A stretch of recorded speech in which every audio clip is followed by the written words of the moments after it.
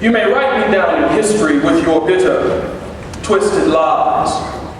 You may trod me in the very dirt, but still, like dust, I'll rise.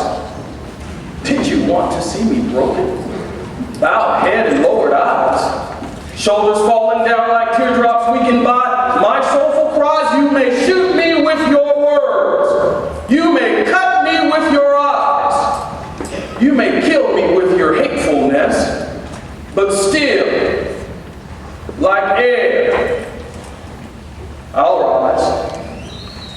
Out from the hut of history's shame, I rise.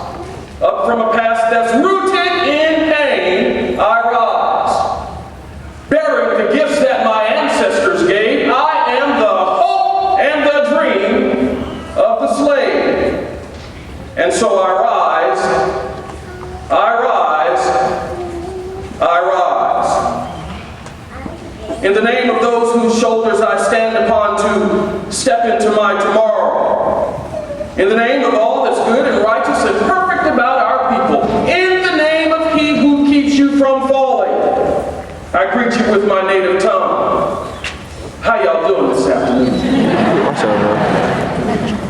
It's truly an honor and no doubt a privilege to be back on the campus of Hampton University to address you, my fellow Hamptonians, one more time. As I stand here today and look out over an audience of unforgettable faces, I'm happy to be back in my home by the sea where I started 22 years ago. And it's great to see so many familiar faces.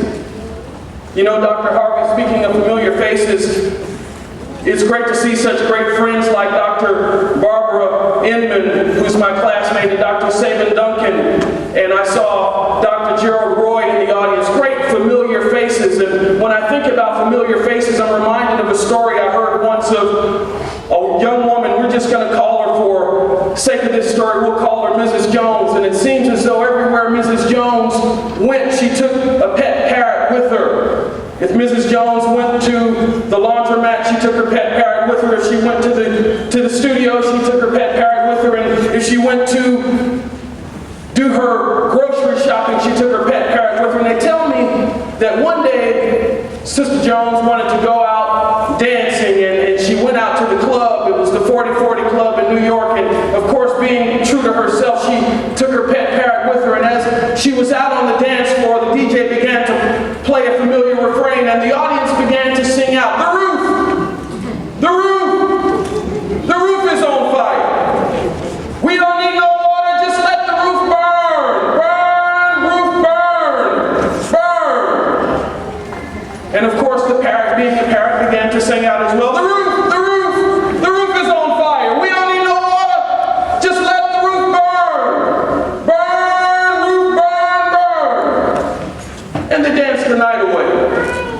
But they tell me that early on Sunday morning, Mrs. Jones, being true to herself, she got up and she put on her white dress and her blue stockings and her red hat and her green purse, and she went out to the Hampton University chapel. And as she's sitting in chapel, right before the chaplain began to give her Sunday morning homily, and right after the university choir gave a rousing selection, the parrot began to sing out inexplicably, "The roof!